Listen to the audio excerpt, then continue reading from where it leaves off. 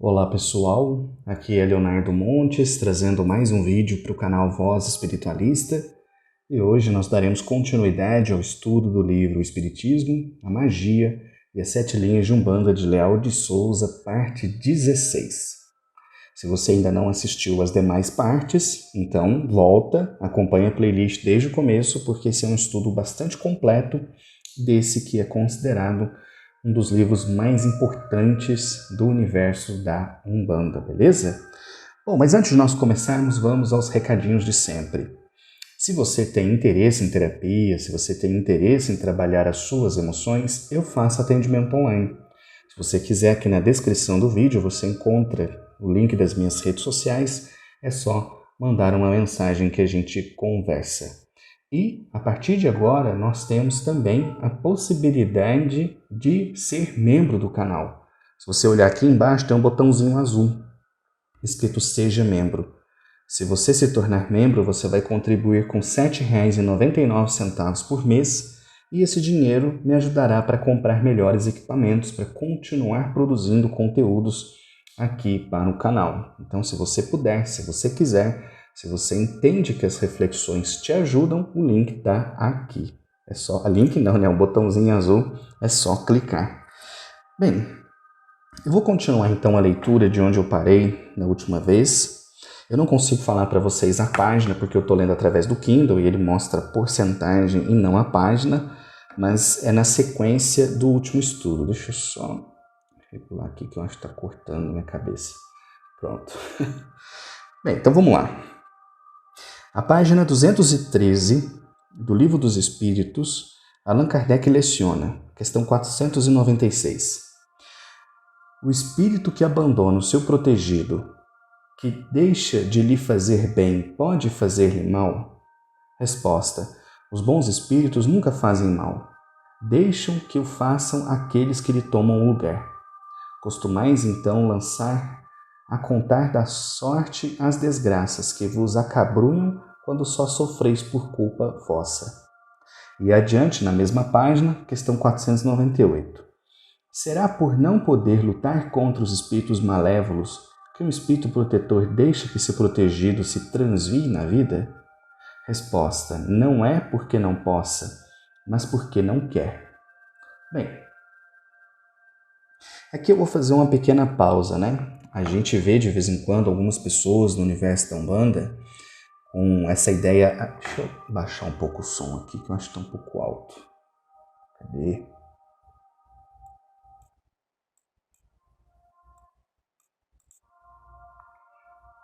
Pronto. As pessoas no universo da Umbanda têm uma ideia muito equivocada, que é de que o guia pode me fazer mal. Aí fala assim, se eu sair do terreiro, o guia vai se vingar contra mim. Porque se eu não quiser trabalhar mais, o guia vai me dar uma surra, vai me cobrar. Isso, no fundo, gente, é ego. A pessoa se acha tão importante que ela acha que o espírito vai se vingar dela.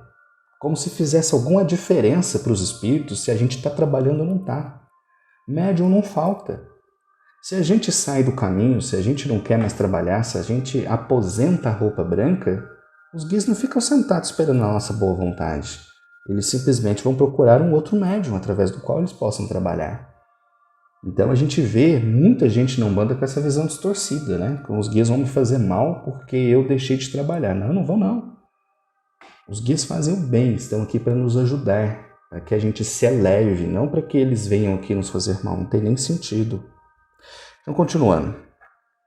A divergência única entre Allan Kardec e a linha branca de Umbanda é mais aparente do que real. Allan Kardec não acreditava na magia, isso é verdade, e a linha branca acredita que a desfaz. Mas a magia tem dois processos. O que se baseia na ação fluídica dos espíritos, e esta não é contestada, mas até demonstrada por Allan Kardec, que também é verdade, e o outro se fundamenta na volatização da propriedade de certos corpos. E o glorioso mestre, ao que parece, não teve oportunidade ou tempo de estudar o assunto. Nas últimas páginas 356 e 357 de suas obras póstumas, os que as coligiram observam sob a assinatura de P. G. Leymarie. No Congresso Espírita e Espiritualista de 1890, declararam os delegados que de 1869 para cá, estudos seguidos tinham revelado coisas novas e que, segundo o ensino traçado por Allan Kardec, alguns dos princípios do Espiritismo, sobre os quais o mestre tinha baseado o seu ensino, deviam ser postos em relação com o progresso da ciência, em geral realizados nos 20 anos. Depois dessa observação, transcorreram 42 anos e muitas das conclusões do mestre têm de ser retificadas, mas as suas insignificantes discordâncias com a linha branca de Umbanda desaparece, apagada por essas palavras transcritas do Livro dos Espíritos, página 449 e 450. Que importam algumas dissidências, divergências, mais de forma do que de fundo. Notai que os princípios fundamentais são os mesmos por toda a parte, e vos hão de unir num pensamento comum, o amor de Deus e a prática do bem. E o amor de Deus e a prática do bem são a divisa da linha branca de Umbanda. Legal, né? Então, basicamente, o que ele está falando aqui? Que os princípios fundamentais e de trabalho da Umbanda são os mesmos do Espiritismo, com a única diferença da questão magística, que de fato não entra ali na obra de Kardec. A volatização dos princípios. O que é volatização? Vamos imaginar que aqui, em vez de água, tivesse marafo. Então a entidade vem e tira a energia desse marafo, ou a energia da vela, ou a energia da planta, e usa nos trabalhos espirituais. Não é? Então, com o passar do tempo e as próprias obras do Espírito André Luiz, através de Chico Xavier, que eu sempre trago como referências desse assunto, elas acabaram comprovando isso, né? Que é possível utilizar a energia de elementos. Tá? Lá eu sempre cito no livro Nosso Lar, no finalzinho, quando o André Luiz e a Narcisa vão até a mata buscar energia de eucaliptos e mangueiras. É um bom exemplo disso, né? Mas enfim, vamos seguir. Capítulo 32. A linha branca, o catolicismo e as outras religiões. Ensina Allan Kardec, veja, vocês devem ter observado nos últimos capítulos a quantidade de vezes que ele cita Allan Kardec. E isso eu vou reforçar mais uma vez. O Espiritismo nascente, a Umbanda nascente, era muito próxima do Espiritismo, não do Candomblé. Hoje em dia, a maioria das pessoas acha que Umbanda raiz é aquela Umbanda africanizada. Mas a Umbanda raiz é uma Umbanda espiritizada. É uma inversão de valores muito grande. E não estou falando isso como se uma fosse melhor ou pior do que a outra, não. É apenas um fato histórico. A Umbanda nascente era muito próxima do Espiritismo. Então, a visão de mundo, de espíritos, de reencarnação, de mediunidade, de Deus, de vida após a morte, tudo isso veio do Espiritismo. E é por isso que ele cita as obras de Allan Kardec. E é por essa razão que aqui nos meus estudos eu sempre digo que um umbandista, se quiser realmente compreender como as coisas funcionam, precisa conhecer os livros de Allan Kardec. Não vai adotá-los como se fosse uma Bíblia, botar debaixo do braço e achar que é sagrada, que isso é bobagem. Mas são obras que trazem um fundo muito importante, e é isso que precisa ficar claro. Então, ensina Allan Kardec, a página 434 do Livro dos Espíritos, que a religião se funda na revelação e nos milagres, e acrescenta na página 440 da mesma obra. O Espiritismo é forte, porque assenta nas próprias bases da religião.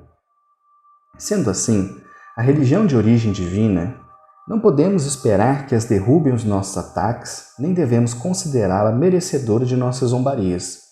Os filhos de Umbanda respeitam e veneram todas as religiões, e sobretudo a Igreja Católica pelas suas afinidades com o nosso povo e ainda pelas entidades que a amparam no espaço.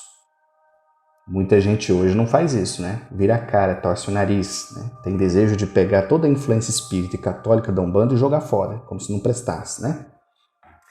Obra terrestre, originária do espaço, a Igreja Católica está cheia de sabedoria dos iluminados, e a linha branca de Umbanda pede com frequência a sua tradição e aos seus altares elementos que lhe facilitem a missão de amar a Deus servindo ao próximo, e nisso não se afasta de Allan Kardec. pois a página 442 do Livro dos Espíritos lê-se: o Espiritismo não é obra de um homem.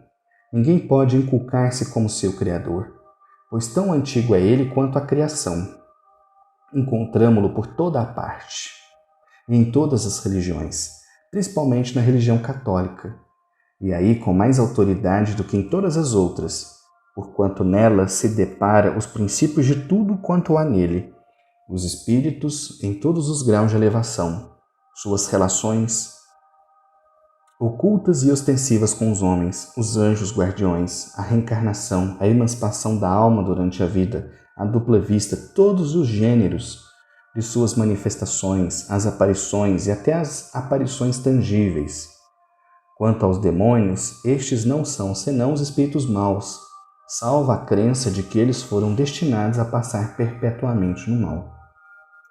Então, olha o que esse texto está dizendo, né? Que a gente encontra os princípios básicos da espiritualidade em qualquer religião. É por essa razão que quem de fato está na Umbanda buscando a espiritualidade respeita todas as religiões. Eu não sou católico, eu não tenho a menor afinidade com a Igreja Católica, nunca tive, nem com a Igreja Evangélica.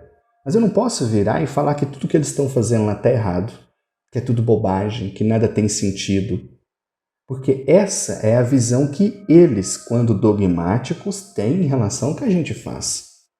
Então, o cara, quando ele chega na Umbanda, ele não fala que nem um católico ou evangélico, eu encontrei a verdade. Bom, alguns até falam, né? Mas são bem poucos. Ele pensa assim: eu encontrei uma espiritualidade que tem a ver com o que eu acredito. Ele não diz é a única, é a certa, é a verdadeira, todas as outras são falsas. O umbandista de verdade, ele entende que a religião é só um caminho, é só um meio, não é um fim. Então, tanto faz se o indivíduo é católico, evangélico, espírita, budista, muçulmano, desde que ele faça o bem, desde que ele exercite o amor, desde que ele pratique a caridade, ele vai evoluir, ele vai crescer enquanto espírito. Então, é isso que o texto está aqui nos dizendo. Continuando.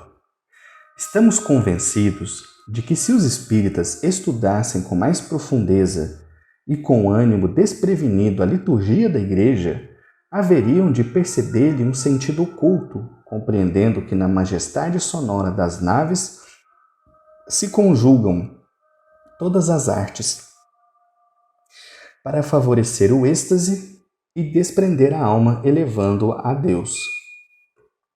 Sou dos que acreditam que o catolicismo, como todas as igrejas, vai entrar num período luminoso de reflorescimento revigorado e rejuvenescido por surpreendentes reformas, para as quais vão cooperar com o antagonismo de seus diretrizes as correntes materialistas do nosso tempo e a evidência multiplicada dos fenômenos espíritas. Isso, por enquanto, só o futuro vai dizer, né? No momento não está acontecendo isso, não. Um espírita eminente, o Dr. Canuto de Abreu, que é, além de médico e advogado, um verdadeiro teólogo, entende que o Espiritismo trouxe para a Igreja Católica um dogma novo da reencarnação e para todas as religiões necessárias à evolução humana, um princípio correspondente a esse. Para procurar penetrar o futuro, acreditamos que o Espiritismo triunfará na Igreja sem destruí-la.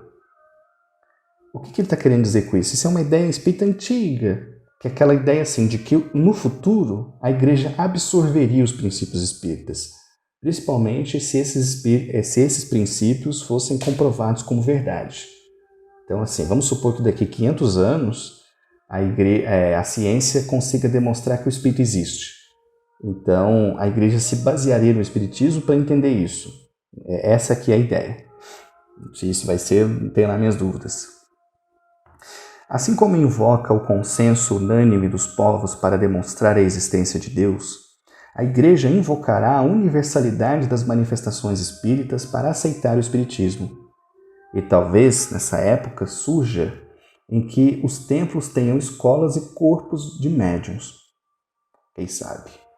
Longe de prejudicar o Espiritismo, isso lhe aumentará a força, o prestígio e a eficácia, colocando sob a orientação dos espíritos e as corporações sacerdotais. Então, o que ele está falando aqui, né? é aquela ideia de que no futuro o Espiritismo não seria uma religião ou um movimento, ele seria uma ideia. E ela seria diluída entre todas as camadas da sociedade, de tal forma que pudesse, por exemplo, ser estudado na escola, ser adotado nas igrejas. Então ele deixa de ser um movimento, um ramo, uma religião e passa a difundir seus conceitos por toda a sociedade. Talvez isso aconteça. Eu acredito em certa parte que sim, mas tenho lá minhas dúvidas.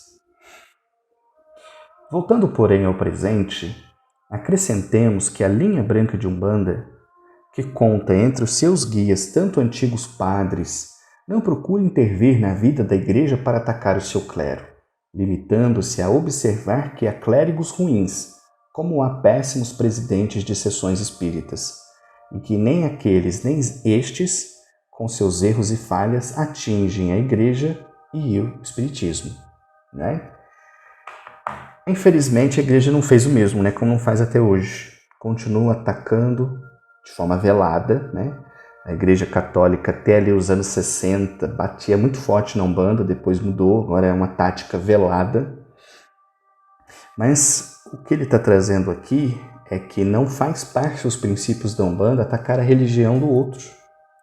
Ou seja, né, não é interferir com as ideias cristãs, com as igrejas, sejam evangélicas ou católicas, cada um segue aquilo que quer e está tudo certo. Ante a igreja, qualquer que seja ela, católica ou protestante, como diante do sacerdote, quer pastor, quer padre, é de simpatia e respeito a atitude do filho de Umbanda, e o conselho que aqui poderíamos deixar aos crentes daqueles templos se resume em poucas palavras. Segue rigorosamente os preceitos de tua religião, e Deus estará contigo. Olha que bonito, né? Segue rigorosamente os preceitos de tua religião, e Deus estará contigo. É isso. Então, repito, né? Quem muitas vezes vem do catolicismo, do movimento evangélico, tem aquela síndrome da verdade. Chega nos terreiros de Umbanda e fica assim, o que eu estou fazendo está certo. Isso aqui é verdade? É desse jeito mesmo? É normal. Por quê? Porque essa pessoa cresceu dentro de uma igreja que acreditava que tudo ali era a única verdade, que todo mundo estava tudo errado. A Umbanda não olha assim para o mundo. Ela diz, olha, o que nós fazemos aqui é o nosso pedaço da verdade, que é tão válido quanto a igreja católica, tão válido quanto o centro espírita, tão válido quanto a igreja evangélica, e assim como qualquer outra religião. Então esse conselho é muito válido, né? No mundo espiritual ninguém quer saber qual é a nossa religião. Você era espírita, você era umbandista, você era católico, isso não importa. O que importa é que bem você fez, quantas pessoas você ajudou. Você evoluiu, você cresceu, você aprendeu a amar, você aprendeu a perdoar, é isso que importa. Bom, vamos lá. Capítulo 33, os batizados e casamentos espíritas. Vamos lembrar mais uma vez que aqui nesse livro, desde o primeiro capítulo até agora, toda vez que a gente vê... Toda vez não, mas uma grande parte que a gente vê o termo espírita sendo usado é porque não havia distinção clara entre quem era espírita e quem era umbandista. O espiritismo, de fato, não realiza casamento, nem batizado, nem coisa alguma. A Umbanda, sim, ok? A celebração de batizados e casamentos em centros espíritas tem suscitado vivas discussões entre os adeptos da doutrina. E apesar da condenação de muitos núcleos, os realizam em instituições de grande responsabilidade, mesmo na Europa, como, por exemplo, a Federação Espírita Belga. Os que os combatem alegam que o espiritismo não deve ter ritual e assentam assim a sua oposição a tais atos, numa confusão originária do conhecimento incompleto da liturgia. A celebração de um batizado ou de um casamento na igreja é feita mediante um ritual. Porém, o casamento e o batismo parecem e não são rituais, mas sacramentos, podendo-se, pois, nas tendas espíritas suprimir-se o que se considere ritualístico. Aliás, ao que suponho, o ritual é o meio, o modo ou a maneira uniforme de praticar certos atos, empregando-se tal designação quando estes atos, por sua natureza, são tidos como santos, sagrados ou referentes à divindade. O Espiritismo, na realização de suas sessões, obedecendo a praxes mais ou menos uniformes, obedece por mais que se negue a uma regra ou ritual. Não haverá talvez grave engano em admitir que os inimigos do ritual não são apenas aparentes, pois só desejam na realidade simplificá-lo, tirando-lhe a imponência e a pompa. Desde que adotamos um princípio dando-lhe o caráter de um culto religioso, é natural que procuremos associá-lo aos atos principais de nossa existência, sobretudo quando a tradição herdada de nossos maiores os ligava à religião e ao templo, compreendendo, pois, a celebração desses cerimoniais nas tendas de espiritismo. Exigem os pais do batismo pelas reminiscências católicas, pelo prestígio atávico das tradições, pela força irreprimível do hábito secular, tendo a impressão que os filhos, enquanto não lhes derramam na cabeça a água lustral do batismo, estão fora do rebanho de Deus. E os presidentes dos centros, para que os seus companheiros não recorram aos padres, acabam transigindo. Às vezes, porém, são esses presidentes com frequência transformados em padres sem batina, que aconselham o batismo espírita, impondo-os docemente à tolerância dos confrades. Os espíritos não raro pedem para celebrar o batismo das criancinhas, e na linha branca não é difícil, mas até comum, ver o trabalhador do espaço descendo pela primeira vez para integrar-se no núcleo terreno, dar o nome e pedir para ser batizado.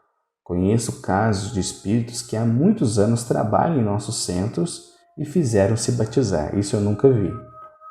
O batismo nas tendas é, em geral, feito por um espírito incorporado, que o celebra com singeleza e rapidez. Mas já vi um presidente de tenda batizar um velho trabalhador do espaço, a convite ou pedido deste. Não vejo inconveniente em celebrar numa casa onde se invoca Jesus um ato a que Jesus se submeteu. Acharia, porém, que a significação religiosa da cerimônia deveria emprestar-se um sentido humano, assumindo os padrinhos da criança de modo formal perante os guias o compromisso de auxiliar o seu encaminhamento no mundo, substituindo como pais adotivos os pais que viessem a falecer, deixando o filho em condições desfavoráveis de fortuna e em menor idade. Aqui é assim. Aqui, quando a gente faz batismo de criança, os padrinhos assumem espiritualmente o compromisso de serem pais daquela criança se os pais vierem a faltar um dia. Em relação ao casamento, como sou dos que entendem que o crente deve em todas as ocasiões solicitar as bênçãos e graças divinas, não censuro, antes aplaudo os centros que o realizam. A celebração nupcial consiste geralmente numa súplica, feita pelo presidente do centro, ou por um espírito incorporado, pedindo assistência misericordiosa de Deus para o novo casal. Os próprios materialistas e o Estado leigo reconhecem a necessidade de efetuar o casamento civil com um cerimonial tendente a impressionar fundo os nubentes, para que a recordação, sempre nítida dessa solenidade, vibrando na alma de cada um dos cônjuges, avive nas circunstâncias várias da vida a consciência de suas mútuas responsabilidades e deveres para comigo e sua prole. Não vejo por isso, acho que era consigo, né? Está escrito, tá digitado errado. Não vejo por isso inconveniência alguma em celebrar casamentos espíritas, com certa majestade estética, segundo a cultura e os hábitos dos noivos e os do meio em que se realizam. Bom, nós vamos parar aqui no capítulo 34, a instituição de Umbanda. Bem, vamos esmiuçar aqui o que ele está dizendo, né? Deixa eu ligar o ar de novo, que agora já esquentou.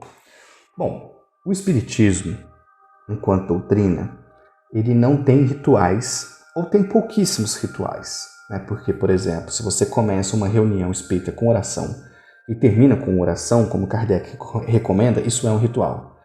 Mas a Umbanda, ela traz essa influência católica, o rito do batismo, o rito do casamento, não é? Adaptado às suas funções. Porém, como o Espiritismo originalmente não tem casamento nem batismo, então isso sempre foi um problema no meio espírita. Até hoje é assim. O que tem de espírita que casa na igreja, por exemplo, é muito comum. O cara não frequenta a igreja, Ele não tem ligação nenhuma com a igreja, mas ele vai se casar na igreja. Por quê? Porque existe toda uma ritualística, toda uma questão social, uma questão familiar, a que ele está ligado, então ele vai lá e faz isso, certo?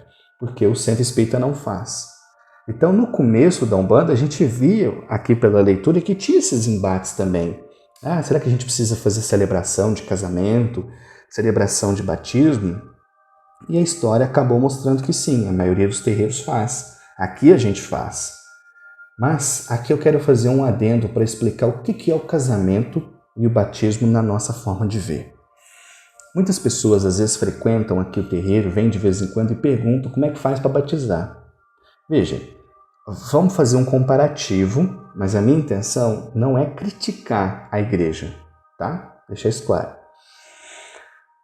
Hoje em dia, as pessoas levam seus filhos para se batizar na igreja por simples ritualística.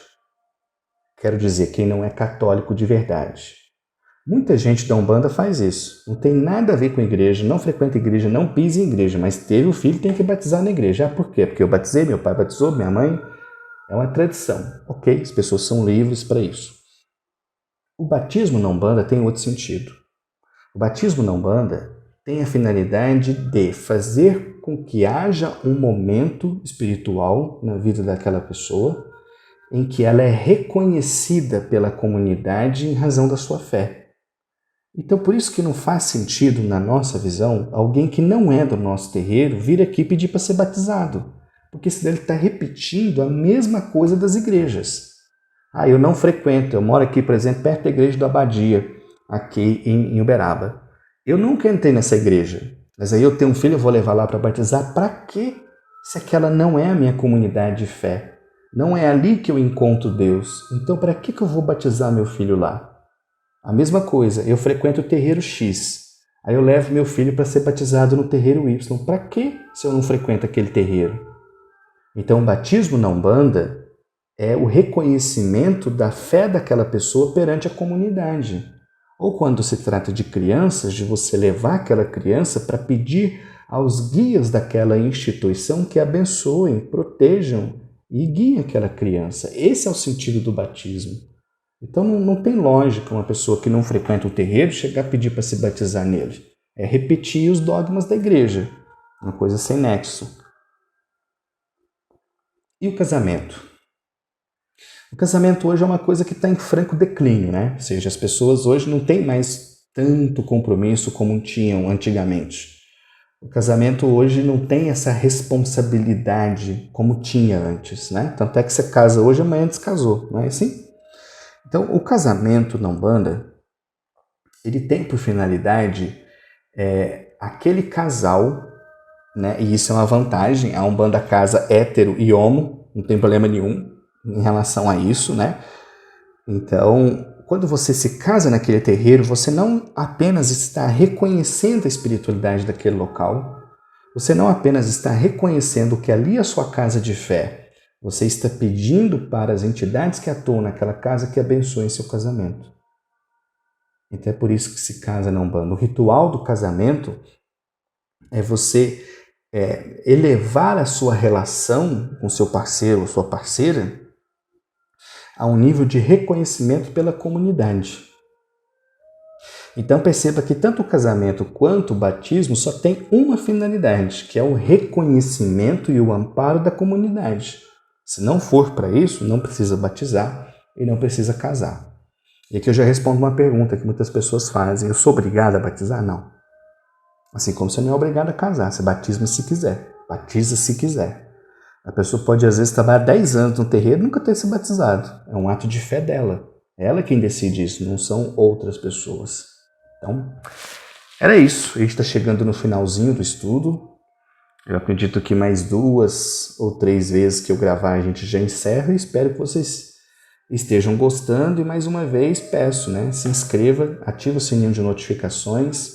Se você tiver condições, se você puder, se for importante para você, seja membro, contribui para que a gente possa ter mais equipamentos, né? Quem sabe um dia, ao invés de estar gravando com o celular como eu estou fazendo agora, eu não consiga ter uma câmera profissional e fazer um vídeo legal aí como esses youtubers fazem. Então, enfim, era isso. Um abraço, até a próxima.